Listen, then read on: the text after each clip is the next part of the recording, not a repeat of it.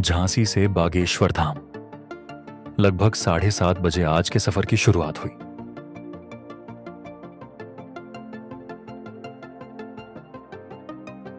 खजुराहो यहां से 176 किलोमीटर दूर था। एक बड़ा फासला जो मन में थोड़ी बेचैनी भर रहा था। दिमाग में सवाल उठ रहे थे, क्या आज सच में हम खजुराहो पहुंच पाएंगे? सामने फैला कोहरा जैसे हमारे रास्ते की कठिनाइयों का संकेत दे रहा था। जब हमने इस साइकिल सफर की योजना बनाई थी, तब कोहरे और यहां की ठंड के बारे में हमने जरा भी नहीं सोचा था। हमें लगा था कि बस साइकिल पर चढ़ना है और सफर का आनंद लेना है। लेकिन अब बीते 3-4 दिनों में इस ठंड और कोहरे ने हमारी परीक्षा ले ली है। कोहरे की वजह से न सिर्फ रास्ता धीमा हो गया है, बल्कि हर दिन की यात्रा और भी चुनौतीपूर्ण बन गई है।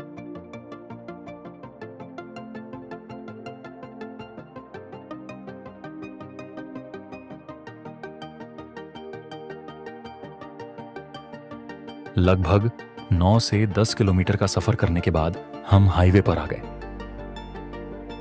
हाईवे का नजारा बिल्कुल अलग था। रास्ता चौड़ा, सीमेंट से बना हुआ और 4 लेन का था।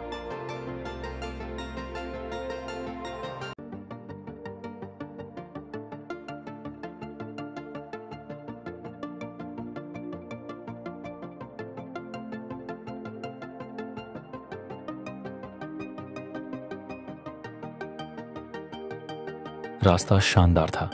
साइकिल की रफ्तार भी बढ़ गई थी, लेकिन सुबह के 9 बज रहे थे। जैसे जैसे साइकिल आगे बढ़ रही थी, भूख ने जोर मारना शुरू कर दिया। पेट से आती हल्की हल्की गड़गड़ाहट अब हर मिनट बढ़ने लगी थी। हम होटल की तलाश में इधर उधर नजर घुमा रहे थे, लेकिन हाईवे पर होटल का नामो निशान नहीं था।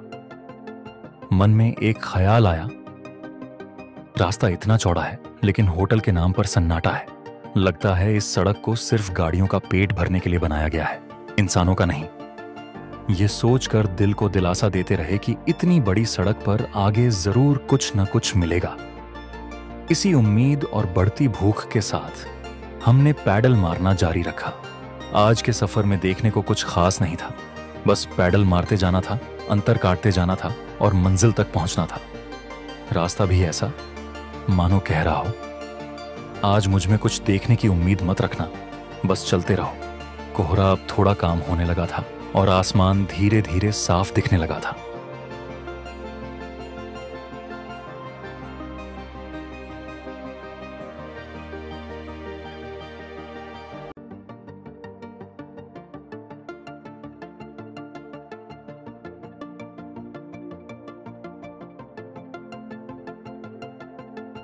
एक तो हम होटल के लिए इधर उधर नजरें दौड़ा रहे थे और ऊपर से रास्ते पर उल्टे आते लोग माहौल और खराब कर रहे थे। हर थोड़ी देर में आवाज लगानी पड़ती, भाई साहब साइड दे दो।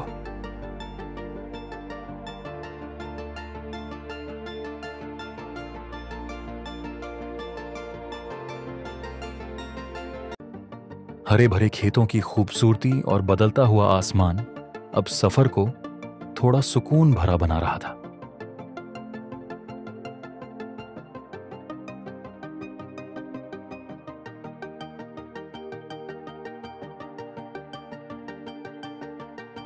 कुछ लोग रास्ते में हमारे पुणे टू अयोध्या बोर्ड को पढ़कर बड़े उत्साहित हो रहे थे।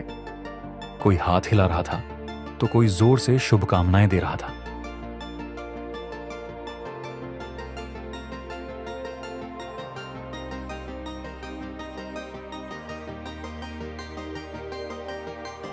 अब दोपहर के 12 बज चुके थे और हम लगभग 55 किलोमीटर का सफर तय कर चुके थे। लेकिन सोचिए, अब तक हमने सिर्फ पानी पीकर सफर जारी रखता है। अब हमारा पेट बगावत भी उतर आया था और कह रहा था, भाई अब कुछ ठोस भी अंदर भेज दो। मगर रास्ता ऐसा था कि ना होटल दिखा ना खाना, बस पानी के सहारे पैडल मारते रहे और खुद को तसल्ली देते रहे, थोड़ा और, बस थोड़ा और। अचानक आसमान साफ हो गया और नीचे दूर दूर तक फैली हरी भरी खेती उस नीले आसमान के साथ ऐसा नजारा पेश कर रही थी जिसे देखकर लगा बस यहीं रुक जाएं और इस खूबसूरती को देखते रहें। सफर की थकान जैसे इस नजारे के आगे खुद ही हार मान गई। होटल कब मिलेगा इसका तो कोई अंदाजा नहीं था, लेकिन मौसम इतना शानदार था कि हमने सोचा चलो कुछ सेल्फी शॉट तो बनते हैं। सफरनामा सवालों का सफरनामा। लगभग 80 किलोमीटर का सफर तय हो चुका था, लेकिन होटल का कोई नामो निशान नहीं था। भूख और थकान के बीच रास्ता काटते जा रहे थे। तभी अचानक रास्ते के किनारे एक डैम नजर आया। वो पानी का शांत विस्तार और आसपास का नजारा इतना खूबसूरत था।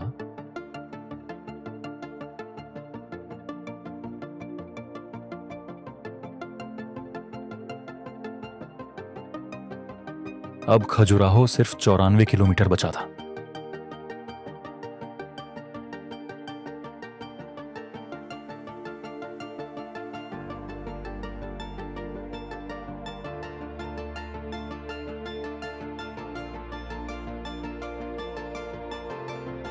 आखिरकार दोपहर के 1 बजे हमें भाईचारा अपना ढाबा एवं रेस्टोरेंट मिल ही गया।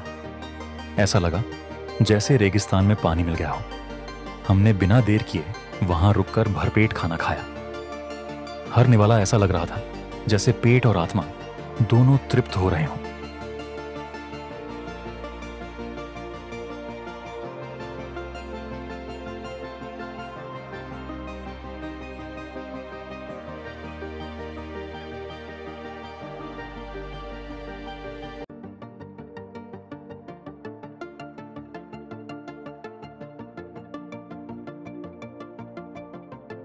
शाम के 4 बज रहे थे और सफर के बीच अचानक रास्ते में बेर का पेड़ दिखाई दिया। हमने रोड पर साइकिल रोकी, पेड़ के पास गए और कुछ बेर तोड़कर खाने लगे। वो खट्टे मीठे बेर सफर की थकान को पल भर में दूर कर गए।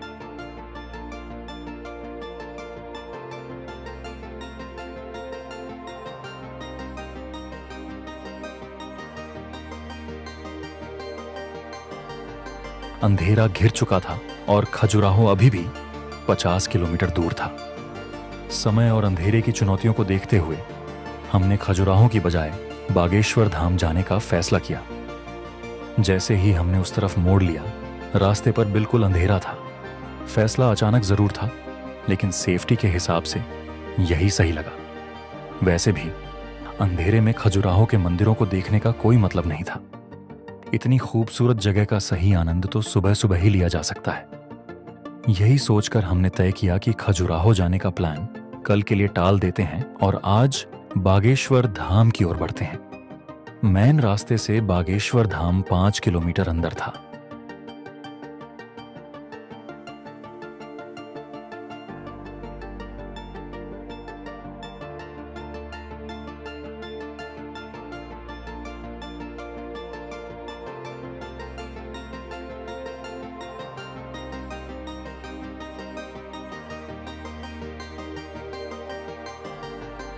जैसे ही हम धाम पहुंचे, सबसे पहले हमने रूम तलाशना शुरू किया।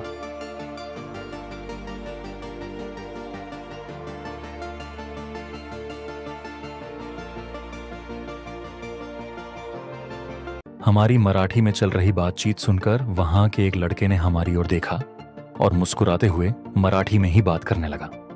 उसने अपना नाम बजरंगी बताया और हमारी मदद करते हुए तुरंत एक रूम दिला दिया। रूम में फ्रेश होने के बाद हम सीधा दर्शन के लिए निकल पड़े। दर्शन के बाद एक होटल में खाने रुके। वहां बातचीत के दौरान हमें यह सुनकर आश्चर्य हुआ कि पूरे बागेश्वर धाम गांव में प्याज और लहसुन का इस्तेमाल खाने में नहीं किया जाता। ये जानकर हमें गांव की धार्मिक और सांस्कृतिक परंपरा का अंदाजा हुआ। और इसी के साथ हमारा 8वां दिन 160 किलोमीटर का साइकिल सफर करके समाप्त हुआ। अगर आपको हमारा ये सफर पसंद आया हो तो चैनल को लाइक करें, सब्सक्राइब करें और आने वाले रोमांचक वीडियो के लिए जुड़े रहें। धन्यवाद।